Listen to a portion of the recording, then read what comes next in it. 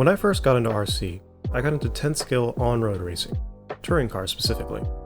After the local on-road track got closed, I got into 10th scale off-road racing, and that's where I stayed for a while. However, there was always this bigger world just on the horizon, this sort of step up from 10th scale racing that made them seem small. Motocross level jumps, nitro fumes, 40 to 50 mile per hour top speeds on the straight. 8th scale is a different world, and it's a world I intend to explore. The first thing that came to mind when I arrived at the 8th scale track was the sheer size of it. The track here in Loganville dwarfed the size of most 10th scale tracks I'm used to, and I'm well aware that there are much larger ones out there. The jumps compared to 10th scale were larger and much scarier than the ones I was used to, and it took me a little bit of time to get used to it. I knew that the buggy I was running could handle these jumps without much issue, but it was still quite scary seeing that thing tumble down the track after a bad landing. The other thing I had to get used to was how the track changed as the day went on. At first, during the day, the track was a little bit on the loose side, causing most people to run tires like Proline Hole Shots or J-Concepts Double Ds. As the day went on, though, the track developed something people like to call a blue groove. Now, my experience with off-road racing extends to turf and clay, so this was a foreign concept to me. To put it in layman's terms, a blue groove is where the track gets sort of worn in. As time goes on and more cars use the track, that loose layer on top goes away and you're left with a hard layer similar to bumpy concrete. It gets its name because under certain light, the groove can appear blue. Once this happens, you're going to have to change your tire game. The tires that worked for you at the beginning of the day might not work so well later in the day. At the start of the day, I used a tire more oriented towards fluid surfaces, and after that I used a web-style tire from Proline called the Positron in the clay compound. It worked extremely well as long as you stayed in the groove, but the moment you left it, it could all go wrong. This level of risk versus reward was very fun to mess with, and I felt myself getting the hang of it. Though keep in mind, I am very much out of my comfort zone here. Another thing I had to get used to was the brands people tended to gravitate to here on 8th scale. It's a bit more varied than 10th scale, with everyone running Team Associated there. Of course, Team Associated here is still prevalent, there's no way they won't be, but there's a lot more out there.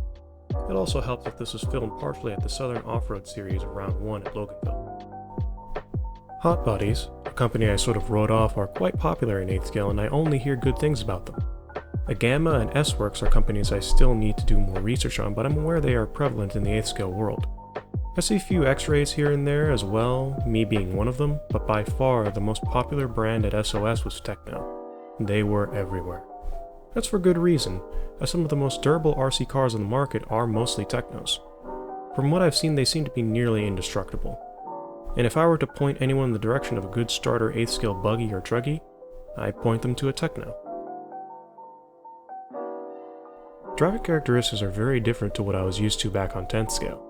These buggies have a lot of power, and braking traction in general is very easy to do if you have a lead finger, compared to the tame 17.5 and 13.5 stock turf and clay racing I'm used to, where you really shouldn't be braking traction under most circumstances. There weren't too many places on this track regardless of its size where I was fully on the throttle, even the rhythm section. Even when I had a good grip, I was still careful when I left the turns. Another thing I had to get used to was the amount of aerial control you have in the air compared to, say, a two-wheel drive buggy. Aerial control is extremely important when taking these larger jumps, and to be honest, I'm still very shaky on what to do up there. Maybe in the future when I improve as a driver I can explain it better, but for now I must learn through experience. Another pleasant surprise to 8th scale racing, at least here in the South, was how popular it was. Not just at a race like SOS with over 300 applicants, but also at a club level. The footage you've been seeing has been from both round 1 of the Southern Off-Road Racing Series from Loganville RC Complex, and just a regular club race at the same facility. Seeing a regular club race have over 100 applicants proves to me that you don't need a big race every week that goes on for the entire weekend. Sometimes you can just have a one-day event where people are there for the day and can go home that night and still be successful. RC is about more than the next big race across the country. It's about having fun. There were 6-ish classes that were run here at this 8th scale track. You had Nitro Buggy, Nitro Truggy, E-Buggy, E-Truggy, Mini Truggy, and 4x4 Short Course Truck. Those last two were combined into one class.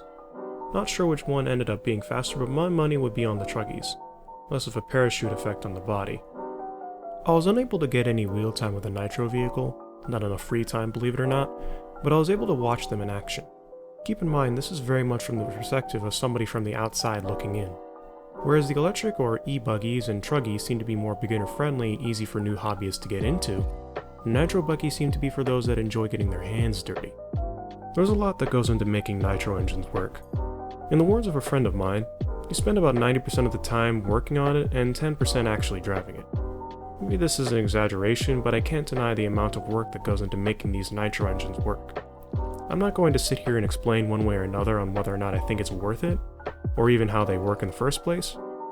All I'm going to say is on this channel it's going to be a long time before you see me running anything with a nitro engine. What you might see me running very soon instead would be an 8th scale truggy. 8th scale truggies are basically much wider and more powerful yet softer 8th scale buggies. They tend to have a bit more airflow control due to their larger wheels and tires and increase in power, and they tend to be a tad bit easier to drive than buggies. Think of this dynamic the same way as you would compare a 2-wheel drive buggy to a 2-wheel drive stadium truck. One is floatier and easier to drive, while the other one is faster. It feels like the atmosphere was very different from what I was used to, in SOS specifically. The club race was very laid back and was mostly just about having fun and trying the new layout. SOS on the other hand had something I did not like very much: tension. There was a lot more on the line here at SOS for some people, and that led to a lot of swearing, a lot of groaning at marshals, and a lot of other things that detracted from the overall experience. Nothing that really got on my nerves though, and in the pits it was a completely different story. People were amazingly happy to help pretty much anyone who walked up to their tent. There were no dumb questions, only things to know. Even though the atmosphere was somewhat competitive, people were willing to help you out in any way they could. Need some obscure tool that you never thought to pack? Chances are that somebody has it and is willing to let you use it. Need some extra tires that'll actually work on the track at that specific time? Just ask your local pit guy. Overall, it was a pleasant experience, though there was one thing I wanted to go over that wasn't so pleasant. Now of course, with an 8-pound RC car hurtling through the air at 40 miles an hour, there are bound to be accidents. Though those accidents on 8th scale tend to be a bit more on the painful side. I've been hit a few times due to my own lack of spatial awareness, but I considered myself lucky compared to another man at SOS named Mikkel Arrington. Or Arrington, I'm sorry if I'm mispronouncing that.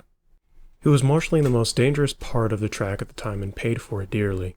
He was struck by a flying buggy that went off course on the jump when he was helping another car.